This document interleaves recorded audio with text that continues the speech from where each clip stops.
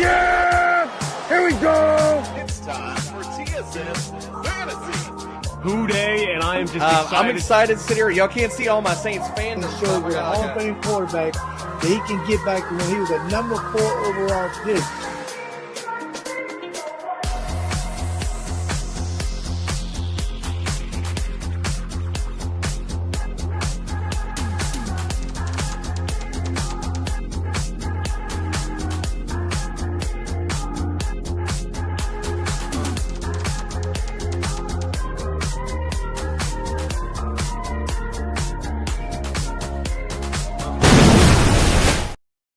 That's right, ladies and gentlemen. It is Commissioner Cooper, and it's time for TSS Fantasy. And unfortunately, I don't have none of my co-brothers in here to give me a yeah, so I'll just go, yeah. All right. Listen, at the end of the day, we started the summer tour about a month ago, and when we did the schedule, there was one particular show that I had circled, and it was this one right here, not because of our great guest, but not only is what I meant to say. But we're talking about America's team tonight, the Miami Dolphins. And then we'll go ahead and circle the wagons and talk about those Buffalo Bills, too. So I'm excited. Let's get things kicked off. Let's introduce our guests first. We'll go ladies first. Brittany, welcome into the studio. Thank you so much for having me. We're super excited to have you. And then Ryan, we got Ryan Talbot Bills. He's just all Bills all the time. Well, Ryan, welcome in. Hey, thanks for having me on. We're excited to have you. And of course, my co-host tonight is Meg, Ballers Meg Ballers, however you want to say it. Welcome in. Thank you. Thanks. We'll have Justin here at some point, so he'll be able to add a little bit to the mix. So, all right, let's get things started. We're going to pay the bills first. Do us a solid if you're watching on YouTube. Hit subscribe, give us a like, get the notification bell, all those good things. Little things stopping you from doing it, big things popping for us when you do, so we appreciate that. Also, don't forget, Fast Draft app. Use the promo code TSS. We're going to double the deposit for $50. That's $100 to get your fantasy draft going. So make sure you check those guys out. And right now, fantasy drafts are about to get pressing going. So if you're looking for some championship bling for your fantasy champion, look no further than Pro-Am Belts. All right. Well, like I said, we got a lot to talk about. America's team. We got, of course, the Bills. So let's sit back, relax, and let's get the summer rewind.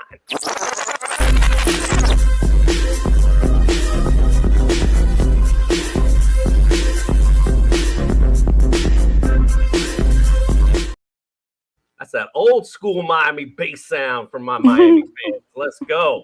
All right, so we're going to talk about first the offseason, and we'll start first with free agency, and we'll get ladies up first. Brittany, I'll start with you. Give me a grade on the Dolphins free agency, and tell me about some of the guys you like or didn't like that were added or dropped from the team. I was hoping that we would do a little bit more, considering we lost Jalen Ramsey. So I'm a little, by little, I mean a lot, worried about that. Our cornerback situation. I'm just kind of hoping we do something. I think that Darren was going to be it's going to be an interesting situation. He retired. He was trying to do his rapping career, and he's in Miami, which is a great city for someone like who is trying to get their love back of the game. A lot of. Only can focus on football. There's not many distractions in Miami at all for that. You can tell by it because the games are always sold out all the time. So that's absolutely 100%. Yeah, so I feel you on that. The Jalen Ramsey thing obviously just happened. Jalen and Jonnu gone from that roster, but getting Mika Fitzpatrick back home, I think kind of helped that deal. To be honest with you, the way that was going, I thought I was going to hear Jalen Ramsey goes to wherever for a 7th round pick is where I thought was happening. I'm glad they got Minka. Me too. Yeah, me too. I'm glad they got Minka back home. And my biggest concern for this team is, we did a lot of short intermediate passes last year, and a lot of that was due to protecting Tua, and they talked about that. And then but then the offense I suffered, and the reason they were doing that was because the offensive line I don't think they really addressed it that much. Did a little bit in the draft. They did grab James Daniels as well, but I just, we'll see how it comes out. If he's healthy. Correct. You got it. Good point. So we'll see. It's been a weird offseason for the Dolphins. It has.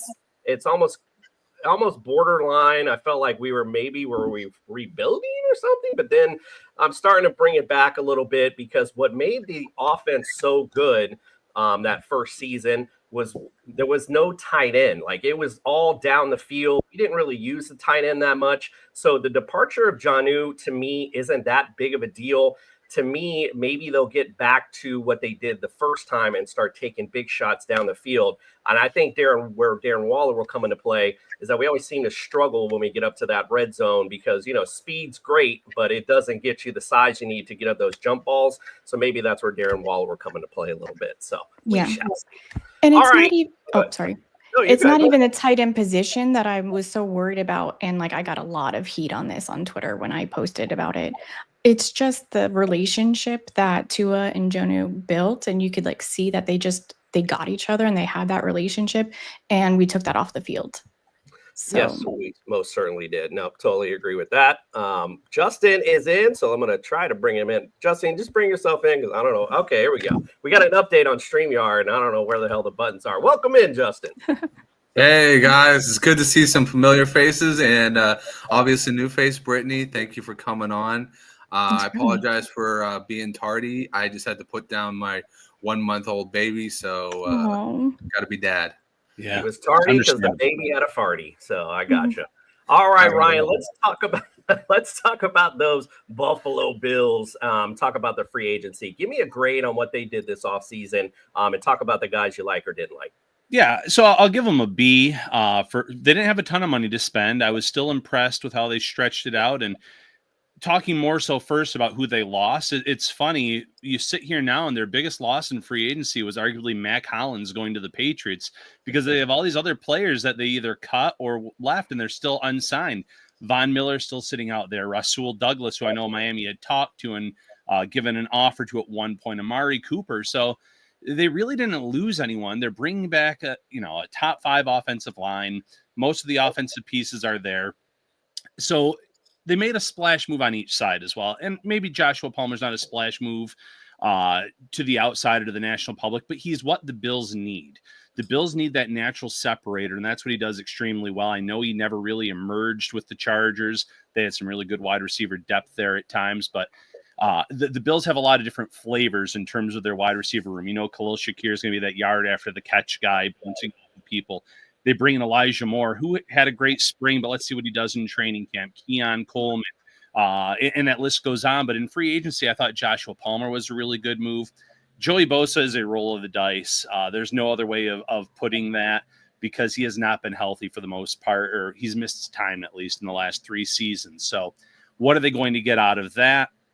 I still have some questions about their defensive line, especially off the edge, because they bring in Michael Hoyt, who at the time, I love the signing, the versatility, what they can do with him.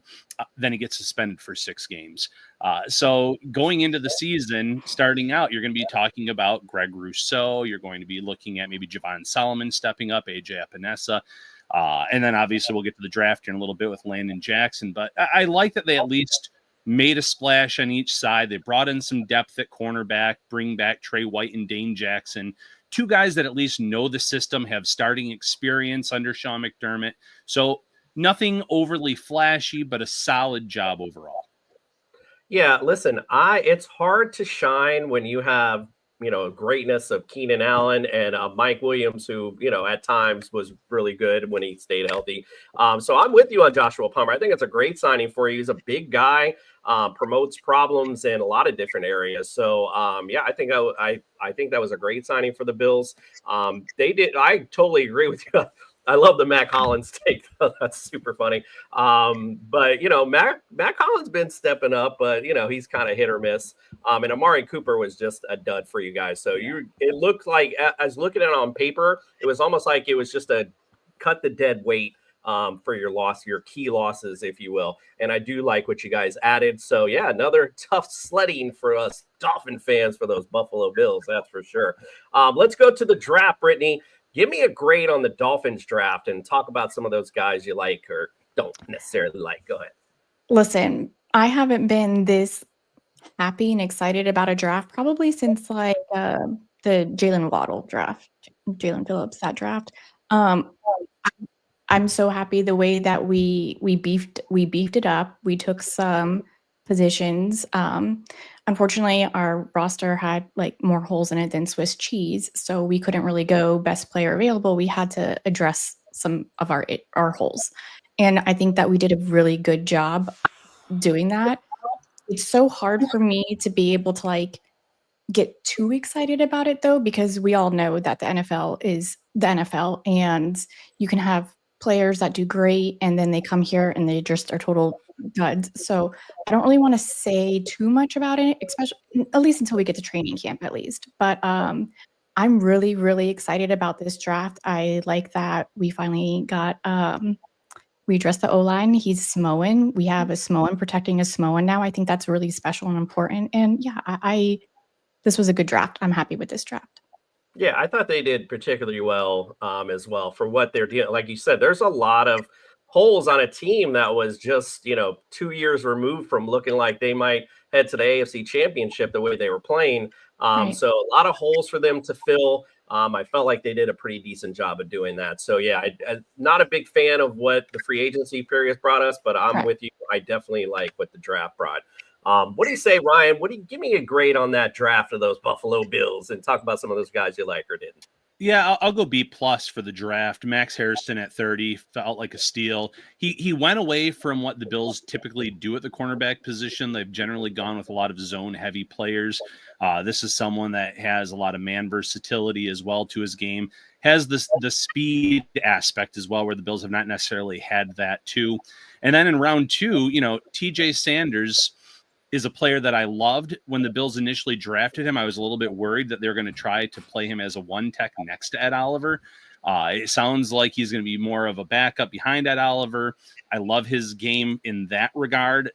They added Deion Walker later, and we'll see about that with the back injury, everything else. And arguably my favorite pick, though, was Landon Jackson. He was someone that very early in mock draft season, people had going late round 1, early round 2, and the Bills were able to get him at the end of round 3. I feel like his game came a long way at the college level. It's addressing a big need, as I was talking about, off the edge for the Bills. So there's that.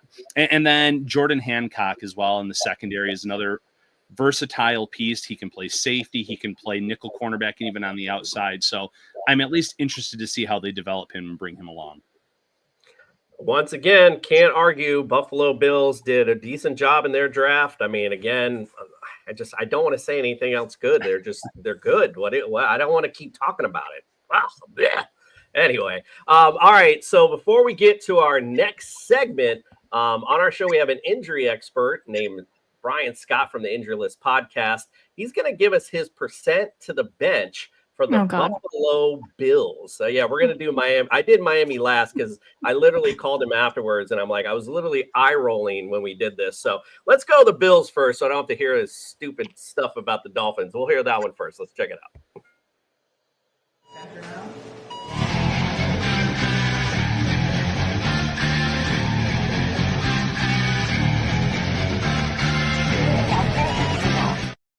The doctor is in. It's Brian from the Injured List podcast, here to give our percent to the bench for those Buffalo Bills. Circle those wagons, Brian. What's going on? Oh, hey, you came in late on my end here, but that's okay. Let's get started. We got Josh Allen at the quarterback position. He played a full season, and he earned NFL MVP honors despite some nagging injuries. Most particular was a fracture to his non-throwing left hand in week 1, which he played throughout the whole year. So kudos to him. He's a tough cookie. I don't think we see anything change with regards to his durability, and his hand should be completely healed by now. I'm giving him just a 10% chance to bench. Dalton Kincaid at the tight end position. He sustained a torn PCL about midway through the 2024 season, but did finish the year, basically played through much of the injury. but still remain pretty productive. While it's not as serious as an ACL injury, the PCL can cause some lingering issues in that knee as time wears on and as he ages, but I don't expect it'll be too much of a hindrance for him entering this year. If he can hold up entering year 3, I think he'll be very productive again. I'm giving him a 20% chance to the bench.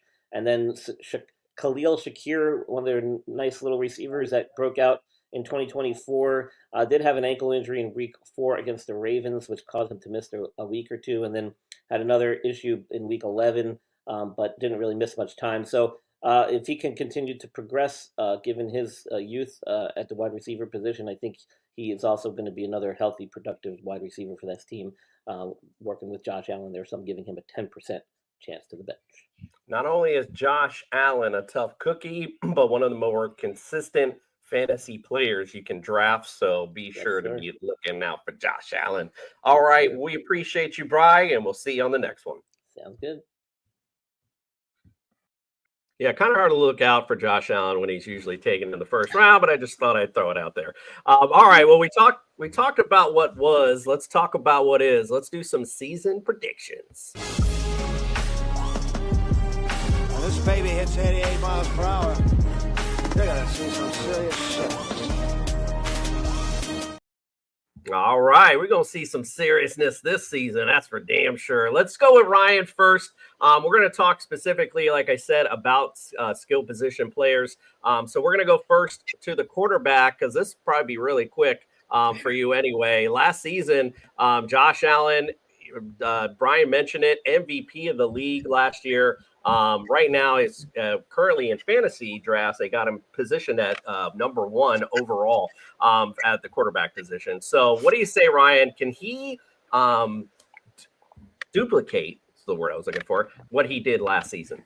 The turnover part is going to be the toughest part for him to duplicate just because of the lack of fumbles and interceptions. But in terms of the yardage with his arm, with his legs, the touchdowns, he's been extremely consistent throughout his career. So from that perspective, he's still going to be a fantasy darling, one of the, if not the best fantasy quarterback in the league. Absolutely. Meg, I mean, I'm going to go to you because we usually go to our co-host for fantasy analysis. What do you think? You think Josh Allen deserves that overall number 1 QB spot? What do you think? I think we're going to see a little dip from Josh Allen this season. Not massively, but I do think we're not going to see the Josh Allen we saw last season. I don't really have anything that I'm basing it on per se other than just gut feeling as such. I like it. But yeah, I love Josh Allen. I'm just going to put it out there. I do love him, but I think it's high expectations to meet that same standard as last season. A lot of pressure. Yeah, that's where I'm going. That's my hot take for the Bills this season. Not quite as hot as last season, but still smoking. That's a hot take for sure. I love your gut, by the way, because I wish that would happen. But like I said, Josh Allen, every year he's at least top 2 or 3 or number 1. So I don't know how we get him off that horse. Daniel Barry, thanks for coming in. Appreciate you. Happy Friday to you as well. All right, Brittany, last season. Oh, Tua. Let's go to Tua. And I will just say this one little, I'm a longtime season ticket holder. I do drive from Orlando, though, so it's a bit of a drive. Any type of night game, I have to get a hotel room. I'm getting too old to be driving back. So me and my son were at the Dolphins-Bills game last year, and I never came back. Like after my gut hurt. I think all of us were stuck there. It was just such a.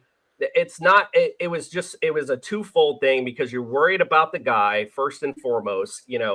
This is another injury for Tua, and then, head injury, excuse me. And then, of course, the thought of my season is already over because we didn't have a backup. So, so what do you think? Last season, again, it was because of injuries, but he finished around 22. Right now, they got him predicted as the quarterback 22 as well. So what do you think? Do you think he can exceed expectations this season? I am of the belief that as long as we have Tua on our team, we're always going to have talent. And there's so many, I think that Tua gets the most hate within our own fan base than any other fan base in the league. And I will not throw in the flag and say that we can't do anything or we can't go to the Super Bowl with Tua.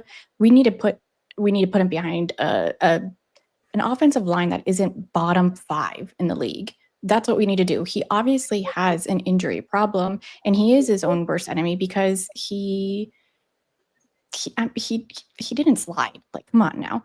And so we got to keep him safe. We've got to protect him, and he also has to protect himself. So as long as he's healthy, I'm always going to be of the belief that we can do things. We just have to execute it. And it's completely ironic because I, again, remember being there, and I remember the crowd reaction when he did earlier in the game, he did slide, and I remember everybody cheering. So I'm in my head, I'm like, why? I literally just said, why? As soon as he jumped, I'm like, please, there is no reason to put yourself at risk, man.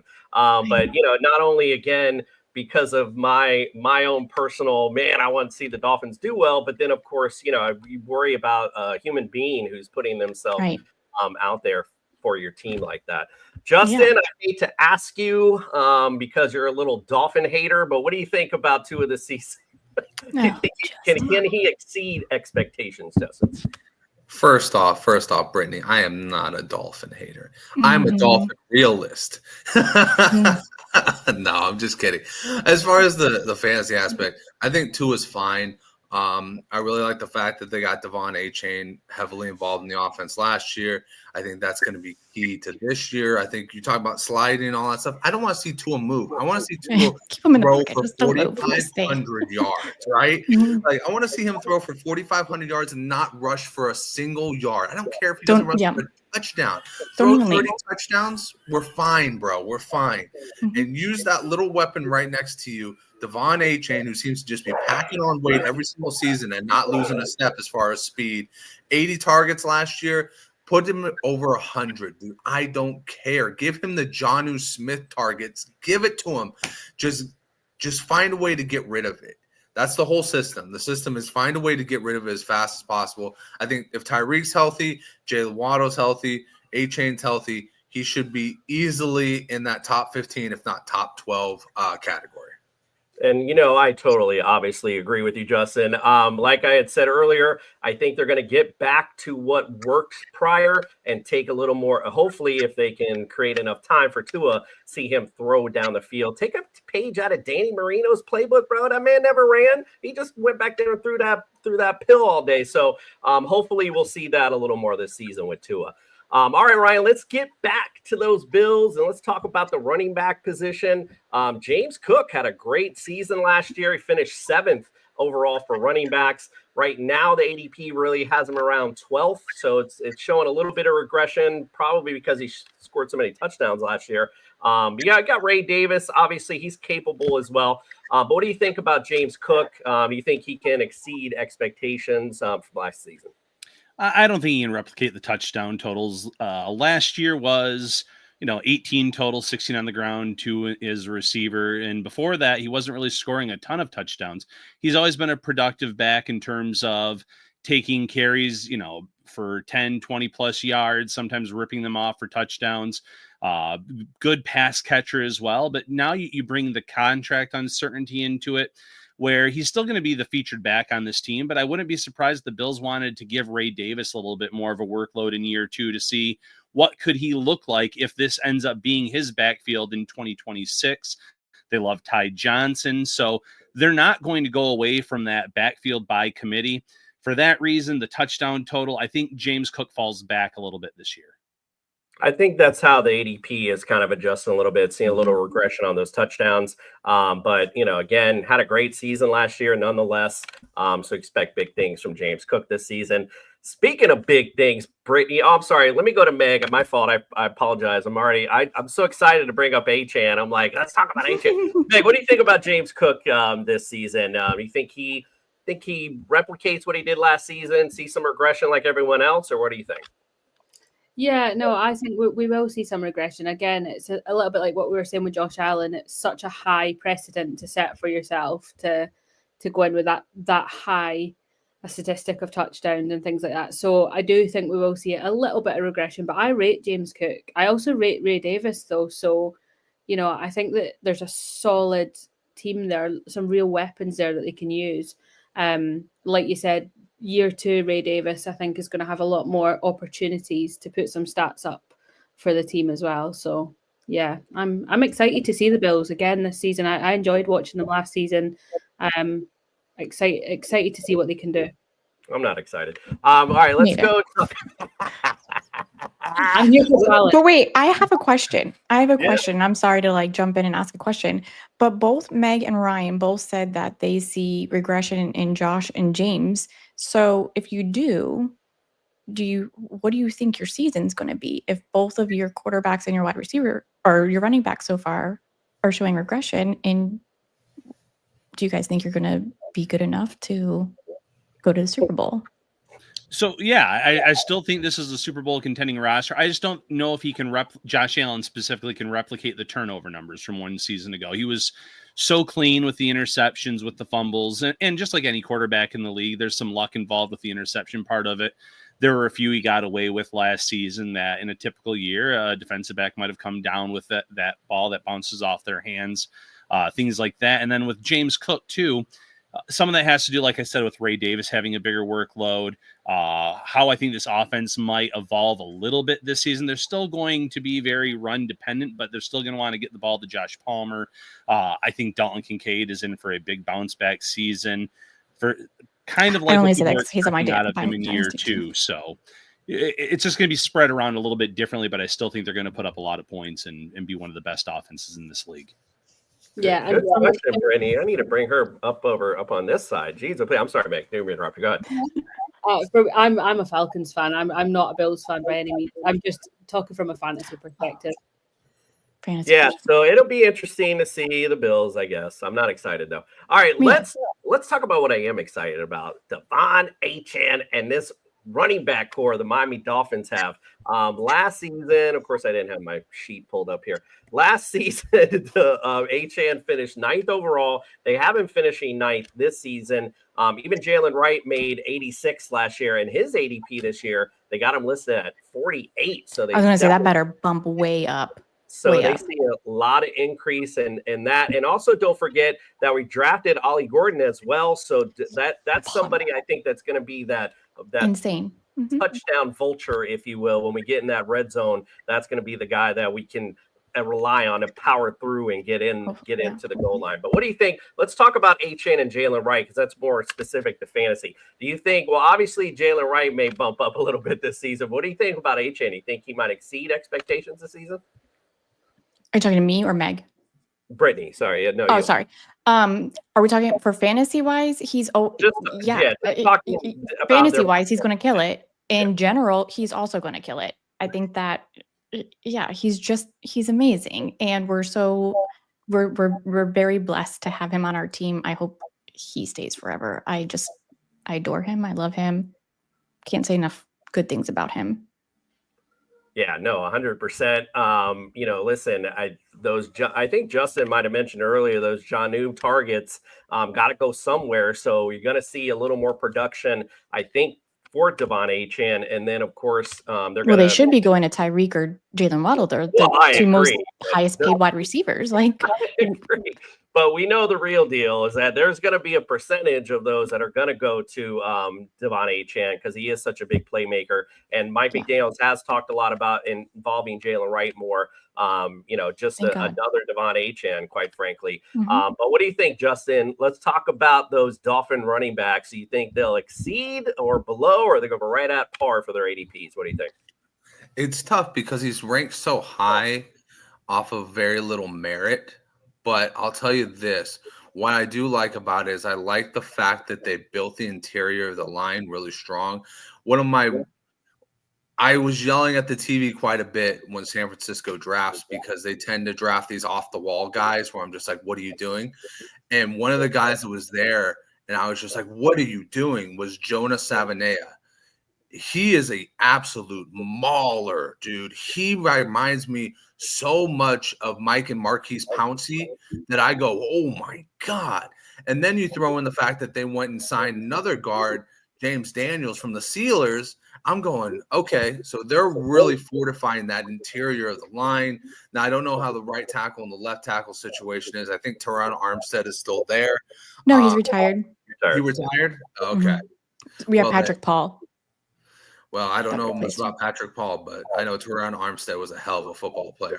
But anyways, I think that he definitely has that ability to kind of do what Christian McCaffrey did for the 49ers, be a tremendous asset as a receiver as well as a between the tackles and most likely outside zone runner because of his impressive speed. And if Savanea is as good as I think he can be, he's going to be an absolute force, and he's just going to move bodies on that zone offense. And it's going to be beautiful chaos when you see the Dolphins play these lower teams. Not when they play the Bills. Most likely when they play the Bills, they're just going to get smashed at the line. Hey, easy. I was for the first time hearing you talk about the Dolphins having some special tingling going on, but that just went all away. Thank you very much. That Mute- little special mute his tingling. mic. Mute his mic. That's the swift kick to the nuts at the end there. Exactly right. It's like, hey, no, you're okay. All right, let's go, Ryan. Let's talk about those receivers. You mentioned Josh Palmer before, a nice addition to your receiving core. You have Khalil Shakir, Keon Coleman, which he's been a little bit of a riser, if you will, in ADP. Last season, Khalil Shakir finished 40th. Right now, they got him at 42, and they got Keon Coleman right now at 48, and Josh Palmer at 68. The ADP is kind of looking at Khalil Shakir being the guy, and then the rest kind of filling in. But what do you think? Do you think these guys might exceed? Because right now, 40th in receivers is not too good. So what do you think? You think these guys can exceed that? Yeah, I do. And these aren't players that you're going to win your fantasy leagues with necessarily, but they're good guys to have on your bench for bye weeks. Could end up surprising you. Khalil Shakir, he never put up gaudy stats. He was just a very trusted target for Josh Allen. He doesn't drop the ball. I would say the best contact balance in the league in terms of bouncing off of defenders and staying on his feet and being able to make plays after that. But he doesn't, he didn't eclipse 1,000 yards last year. I think it's a possibility this year. But like I said, so many mouths to feed. They've bought into the everyone eats mentality. Keon Coleman, pre-injury versus post-injury, were two completely different players. He was kind of finding a groove pre-injury that he suffered against the Dolphins with Jordan Poyer hitting him in suffering the wrist injury. But he was flashing against Seattle. He was making some nice plays there. He had a 100-yard performance in a game. And then after that injury, he was never quite the same in terms of making plays down the field. Still not someone I would trust in terms of a fantasy perspective. And then Palmer is someone that Brandon Beane has already gone on the record and said that after the 2025 season, the player you're going to be talking about the most is Palmer in terms of how he fits into this offense. Now, does that mean he's going to be someone that's a consistent week in and week out contributor? Probably not, because of the way that this Bills offense runs on a week-to-week basis. There'll be games where they're very run-heavy, other times where they're going to be targeting Kincaid 10-plus times and spreading the ball around elsewhere. But I do think he's going to outperform his ADP. I like it. Let's go to Meg. What do you think? Do you think these receivers exceed their current ADP? Like Ryan, do you agree with him? Yeah, I think Khalil Shakir has the potential to do better than where he's sitting right now. I think that, again, it's that spread, like we were saying about them. There's so many mouths to feed with those plays. I think that potentially dropping into the lower 30s for me, Khalil Shakir, by the end of the season. But again, sweeping statements based on not a lot other than gut instinct. I think that needs to stay healthy, obviously, and see what happens. But yeah, I'm not massively excited about the wide receiver core there. None of them necessarily jump out as, and I'm, obviously I'm coming off of my Bijan Robinson absolute, obsession. None of them are jumping out at me in that same way. But that's not to say that they can't do good things. Yeah, I think Keon Coleman is that big riser this season. It's funny because Josh Palmer, I've drafted him many a times. I had him on my dynasty team at one point. And there were times that either Keenan Allen got hurt or Mike Williams got hurt. And, it was kind of hit or miss with Josh Palmer. It was some games he did great and other games not so much. seen him drop some things at times, but maybe that improves a little bit on this roster. Obviously, this is, years into it, so we'll see how he fits in. But I think Keon Coleman's the guy that we should be looking out for in this roster. Now let's talk about some fun receivers. Forget them old Bills receivers. Let's talk about some fun stuff. Tyreek Hill, Jalen Waddle, even Westbrook Akine, if I've never seemed to say that right, or Malik Washington. I mean, there's so many guys that I like to talk about. But what do you think, Brittany? Do you think these guys are going to be a little overachieving from what they did last season, or right around the same? What do you think? Oh, we lost. We can't hear you.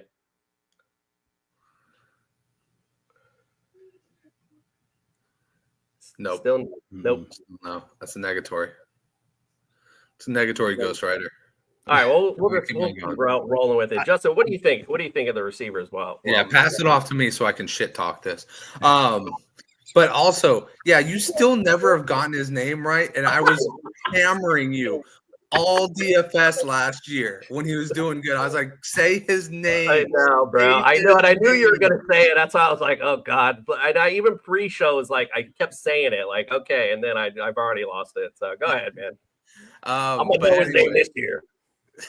But anyways, I mean, it's the Dolphins roster. I think this feels like the year that either Jalen Waddle makes his big step into that next tier, or we kind of just get used to him just being the guy who kind of lets us down, because forever it seems like ADP wise, we've drafted him with the idea that he's going to be that next tier up. He's going to be that top 12 wide receiver, and he's never lived up to it. And now it finally feels like ADP has finally put him at a point where he is a bargain for what he is. He's in that little bit, that pure pool, like in between 16 and 20, where you kind of go, okay, that's all right. That seems about where he should be. This could be the year he finally excels. So I'm going to be leaving a lot of redrafts with him. But, the injury history always kind of throws you away from guys like that. Tyreek Hill, the wrist thing, I don't know if he ever got surgery on that or not. I think he kind of just played with it and just hoped that it healed superhuman-like. But all I know is he got surgery? On the offseason, he did, yeah. Okay. Well, then good, because now he can play for 5 more years to support the 10 other kids that he's going to have in that 5-year span. See, Brittany, Dolphin hater. I told you. I told you it was coming. But I do like Malik Washington. I think he could low-key be somebody in this offense. Nick Westbrook-Akina, I think he was just maybe more of just the Tennessee Titans phenomenon that happened because they had nobody else. But prove me wrong. He was their, we talked about him many a times last season. He was like their red zone god last year. And quite honestly, I brought this up 1,000 times. Something the Dolphins definitely struggled in is when we got in the red zone, putting it into the end zone. All that speed is great. I remember games against the Bills and the Chiefs where we're in the red zone and, Tua's throwing to Tyreek, and Tyreek's got alligator arms because, you got to throw it high in the red zone. He just doesn't have that size, unfortunately. So I think that's why they brought him in to kind of be that guy. Real quick recaps from Coach Tay. Wanted to say follower of Ballers Meg checking in, and he says Dolphins need consistent quarterback play. You suck. Just kidding. All right, Brittany, are you back? What do you think? Can you guys hear me? Yeah. Yay. Okay. I had to unplug something, so I missed the first part of Justin's talk, but it was maybe a good thing. We were talking if Waddle and Tyreek have another season like they did last season. I literally just posted about this on my Twitter. I will crash out because what are we doing? Something's not working. So no, they're going to have a better season this season than they did last season. And then what was the other question you had? I was just we were all just talking about the receivers, so I just brought up like Westbrook. Yeah. And I still can't say his name. I can't say his name right either. But yeah, I'm pumped. And Tyreek did have surgery. He had 2 surgeries actually. Yeah, we're ready, bro. This was one a vasectomy. one can pray. One can pray, Justin. Listen, at the end of the day, as I said earlier, the targets that Jonnu got, which you got quite a few last season, they got to go somewhere. So you can expect everyone in the skill position wise to step up a little bit this season. So I expect good things out of this Dolphin receiving core, and hopefully they throw a lot more downfield if they can keep Tua protected. All right, let's go to the tight end position. Speaking of vasectomies, we'll go to Ryan first. Let's talk about, you brought him up, Dalton Kincaid. Last season finished 28th. Right now, the ADP's got him 12th overall. I think everybody in the fantasy community agrees with you, thinks Dalton's going to step up this season. So how about it? Give us your take on Dalton Kincaid. Yeah, I'm looking for a bounce back year. He had the PCL injury in week 10. He was dealing with another minor right knee injury before that earlier in the year. And, the media for the most part was kind of kept out of the loop in terms of the severity of it. But it made a lot of sense when you saw the lack of production based on the way that he was playing extremely well and seemed to have a good connection with Allen at training camp last year. It felt like it was going to be this breakout season. He had a really good rookie year, don't get me wrong. But after they traded Stephon Diggs, that this was going to be the guy in the offense, and it didn't work out that way. But now you look at the tight end room, and excuse me, Dalton Kincaid should be get the lion's share of the targets. Dawson Knox is still a solid number 2 tight end. He's going to be involved. Josh Allen has a great rapport with him. And then Jackson Hawes, I'm not expecting anything in terms of being much of a pass catcher, but he is an absolute mauler. Will automatically replace what Quentin Morris brought to this offense. Hopefully can replicate what Morris meant to the special teams unit as well. But overall, a solid 1 through 3, but I'm looking for a breakout year finally from Kincaid. Yeah, I'm actually on that train with you. I think that Dalton does have a good step up year this year. We talked about earlier, you talked about maybe some regression in the touchdowns from James Cook. Maybe when we get in that red zone, maybe we'll see a little more passes to Dalton Kincaid. And ironically, we always call Hunter Henry old reliable. Well, Dawson Knox, if there was no Dalton Kincaid, would be right there with him. Right. Because he is reliable for sure. All right, Britt. So I would be sitting here talking about what a great season Jonnu Smith had last year and how he's ranked so high. But of course, just a few weeks ago, he's not here anymore. But enter Darren Waller. Right now, I can't take it seriously yet. Right now, they have him ranked 45th overall in tight ends, which I can promise you is not good. So what do you think? Do you think Darren Waller comes in and surprises us? But what's your thoughts on Darren Waller? Okay. So I said it in the beginning of the show, but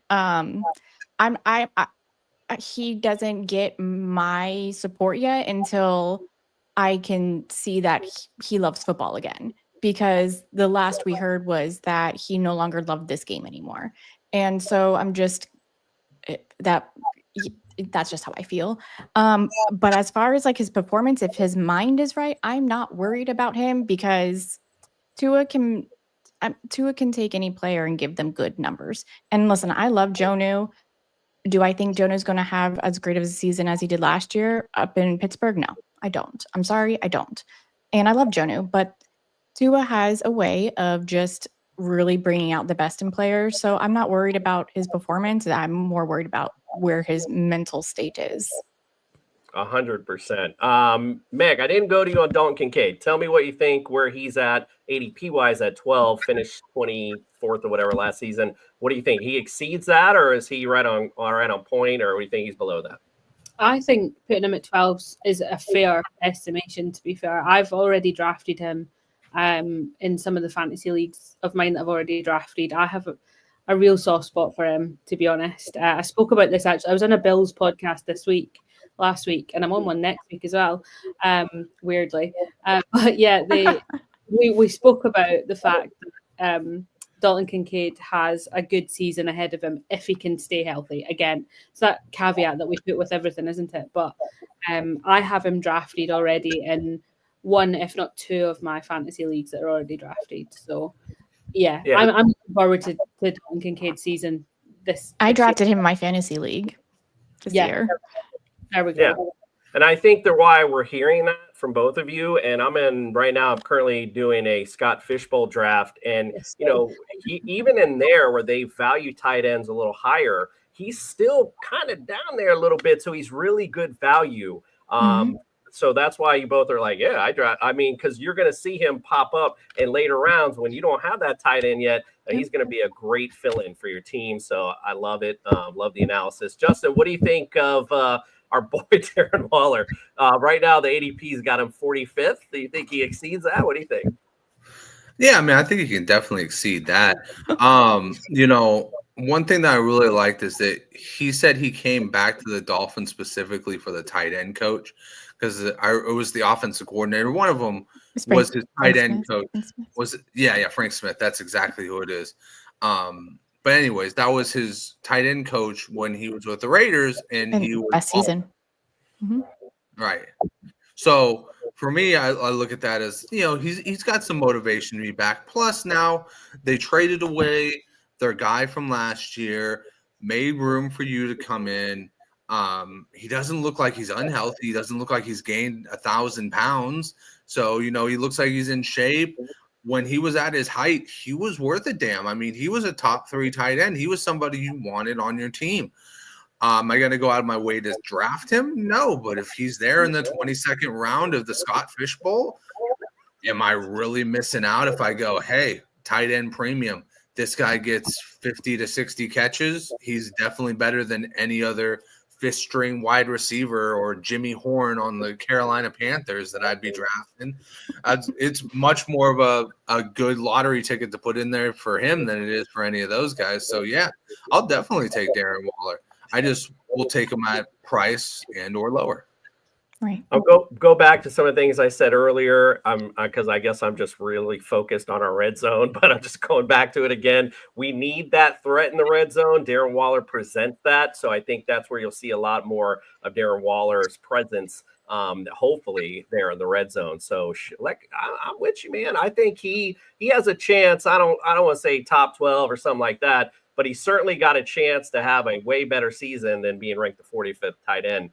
If, as Brittany said, as he comes in and enjoys playing football again. Now, to be fair to him, the reel I saw about him saying he was the reason that he knew he was done with football is when the Giants had him in the backfield. They had him blocking, and that's just not his thing. That is our offense. Like, our tight ends have to block. That is our offense. That was the big issue with Gesicki, if we remember, and the reason why he's not here anymore. So maybe we have other tight ends. Maybe they come in, and then we just know that Darren Waller's in the red zone offense. I'm not sure how it's all going to work out, but hopefully it works out. Hey, there's always 12 personnel with good old Durham Smythe.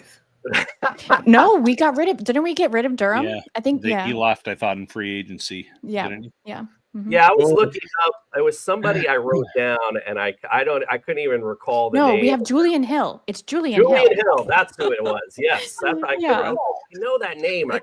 Dolphins love him, and he loves to throw flags and kill our drives. Yes, perfect recipe for success. I agree with you, Brittany. Yeah. Mm-hmm. All right. Well, we talked about what was. We talked about what is. So real quick, let's listen to Brian whine about Tua and the Dolphins real quick. Oh, my God.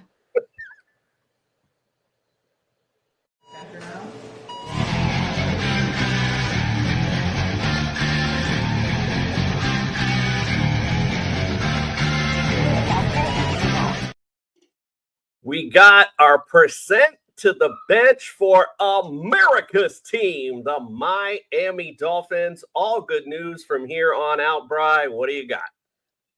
Well, I wish it was, Kamish, but unfortunately we're talking about the Dolphins, whose starting quarterback is Tua, whose brain is somewhere at the 50-yard line when he's down on the goal line.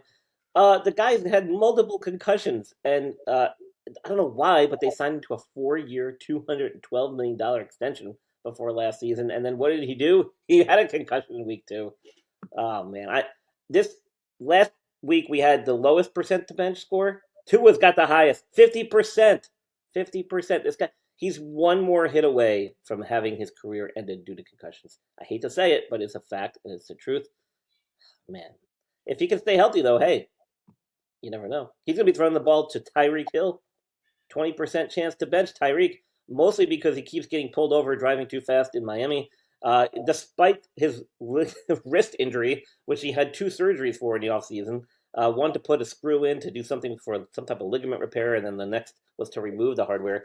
That is not overly concerning, even though he is a wide receiver.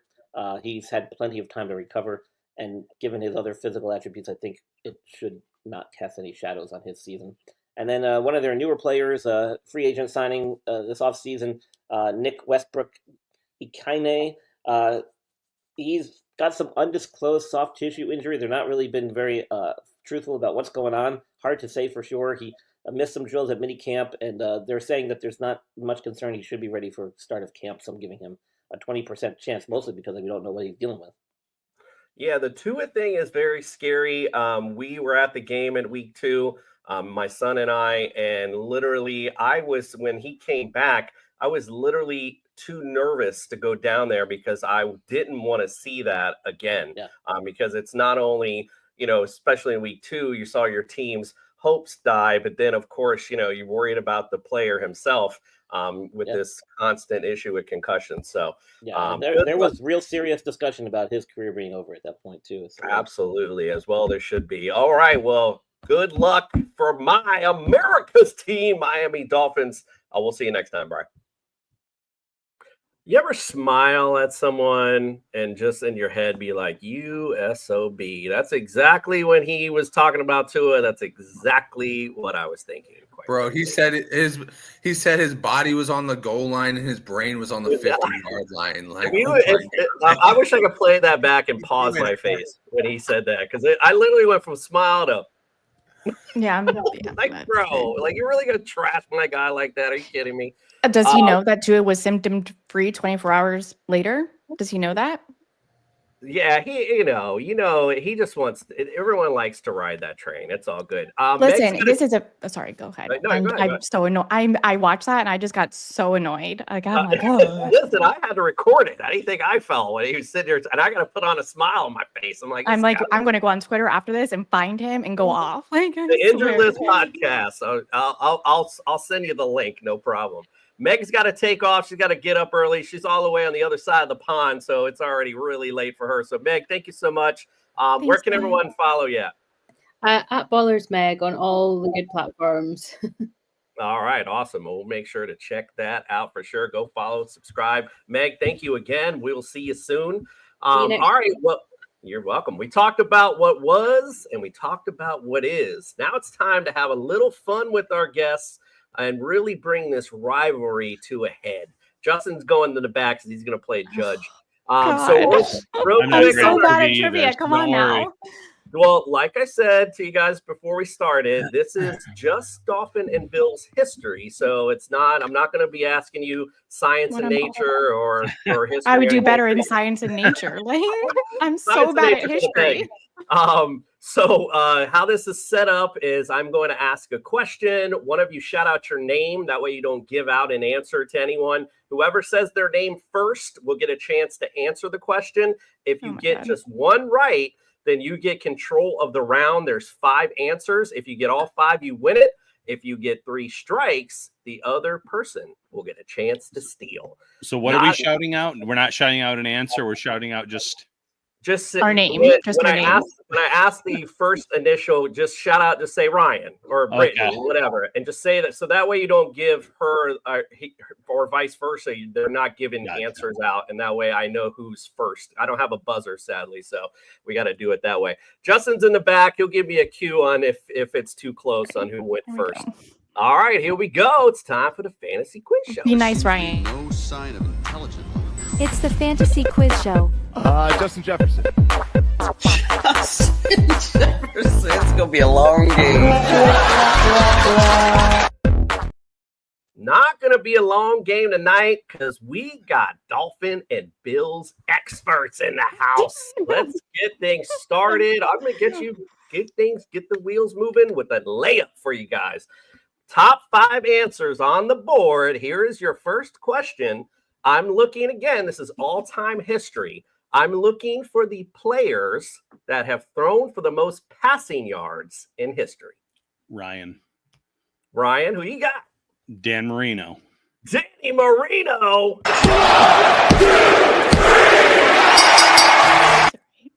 That is correct.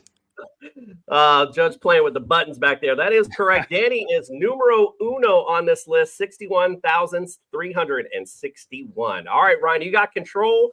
4 more answers to go. What else you got? Jim Kelly. Jim Kelly.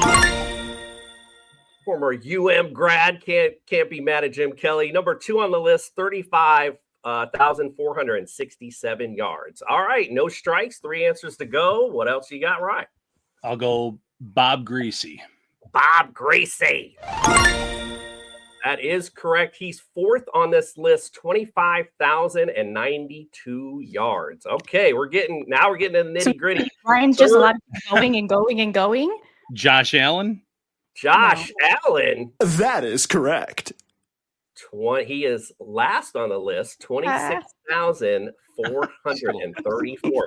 So, Ryan, you got no strikes and you got 1 answer remaining. So let's see. Is it going to be 3 strikes in a row? But can you close out the round? Tannehill. Well, Right. I know. I was thinking of listen, my Miami yardage. I'm blank. I'll go back to Buffalo then. I'll go Joe Ferguson. Joe Ferguson. Judge. Maybe. The old time players.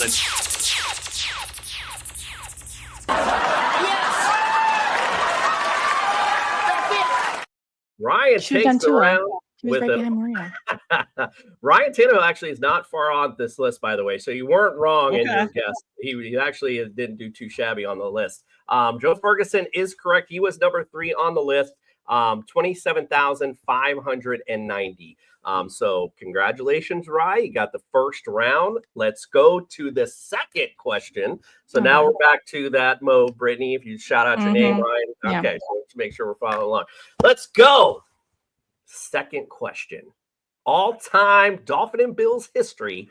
I'm looking for the players who have the most rushing yards. Go ahead, Ryan. Okay, Ryan. Ryan, what do you think? He's waiting for you. Thurman Thomas.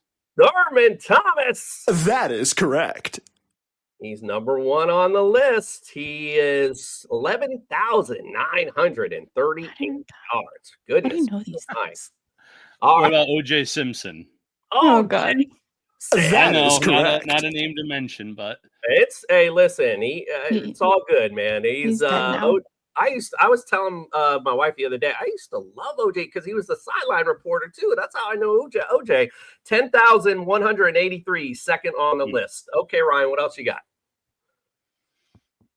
Ricky Williams. Ricky Williams. Bye, Ricky. He's number 4 on this list, 6,436. I spit that out. All right, again, no strikes, and you got 2 answers left. Zonka. Larry Zonka. That is correct. He's just got this. We got an expert in the house. Is he on there? 6,737 yards. He's number 3 on this list. Beast. Looking for the last one now with no strikes in the same spot you were in the last one. Fred Jackson. Fred Jackson.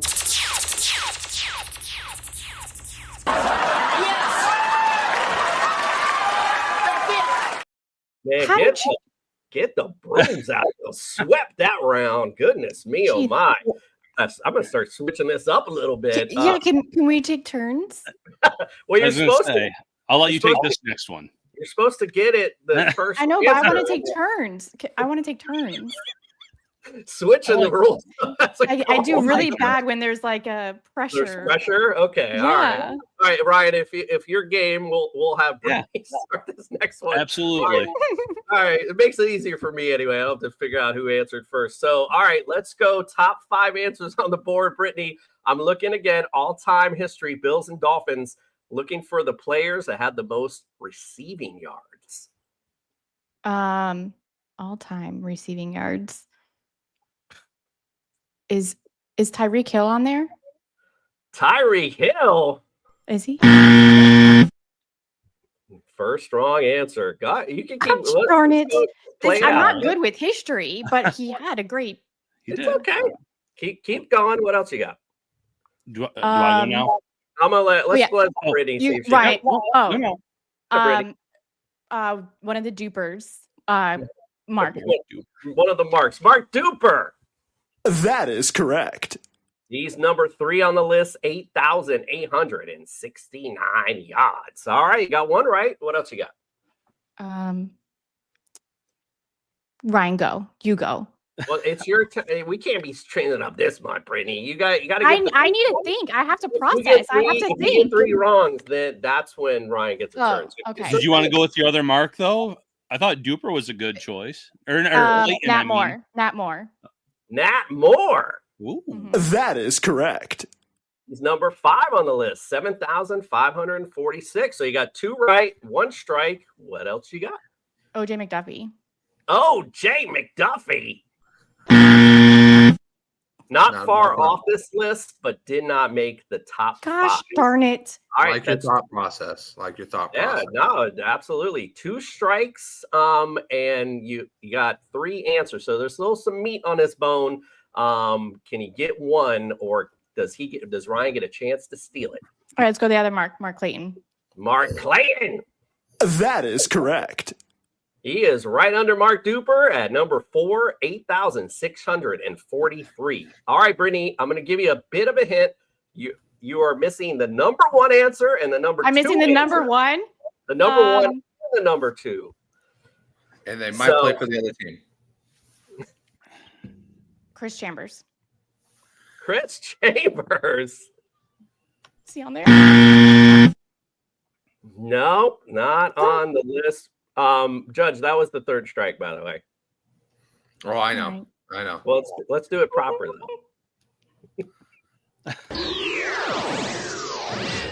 Cannot play with him.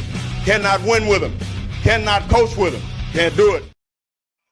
Well, Brian, you got a shot to clear it out, win the game. Andre Wait, can Reed. Ryan only do number 1 and number 2? He only needs one of them. He needs 1 or 2. So what do you? We should make this interesting. We should make this interesting. In order for Ryan to get the point, he has to get both of them.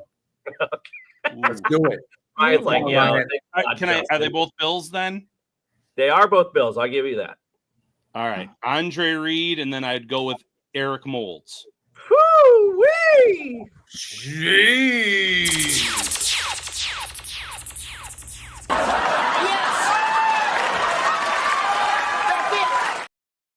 Ryan, what? Listen, this. I feel like this wasn't fair.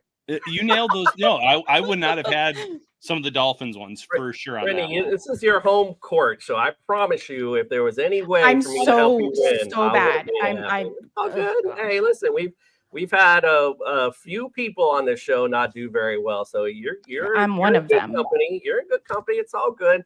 But Ryan, you are today's winner.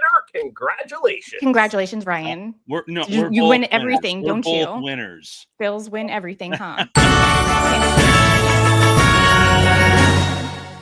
Laying it out, sing it for Ryan. He killed it on the fantasy quiz show. Brittany, I hate to do this to a fellow Dolphins fan, but if I could do it to Hall of Fame Leroy Butler, I gotta do it to you. Unfortunately, on our show, it's tradition to give the loser a little video montage to send out. Judge, give it to her. Play clock at 5. Pass is intercepted at the goal line by Malcolm Butler. Dumbass. Thank these. They call me dumbass. Stupid. That was insane, by the way.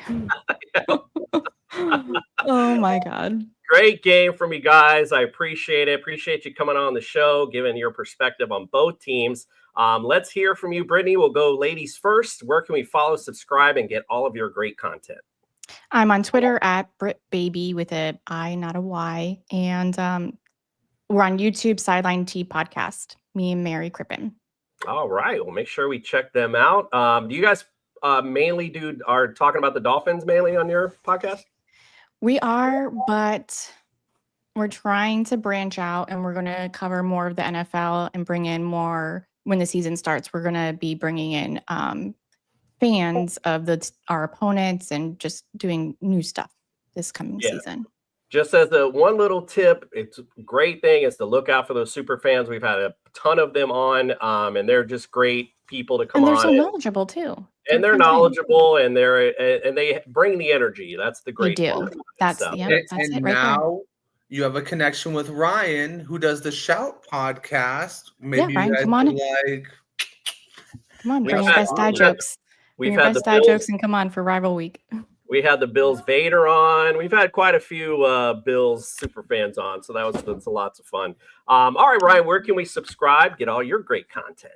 Yeah, you can find me on most social media sites at Ryan Talbot Bills. You can find my work at Syracuse.com and NYUp.com. And you can find the Shout Buffalo Football Podcast on YouTube, Facebook, X, or your favorite podcast platform. Yo, one last thing. I get tired of talking about. I'm sure you guys are tired of hearing me talking about Dolphin and Bill stories.